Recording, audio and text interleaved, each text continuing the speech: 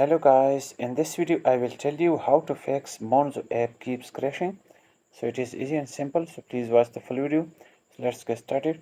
First of all, long press on Monzo app and then tap on app info. Once you tap on app info, then here you will see storage use option. So tap on this and here clear cache as well as clear the data, and now tap on OK.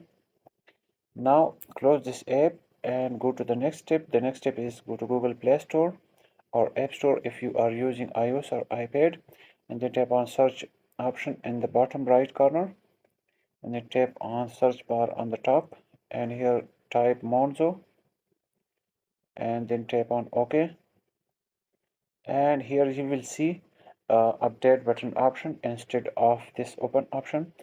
So update this app to the latest version. This will fix the issue for you. So hope this video will help you, and thanks.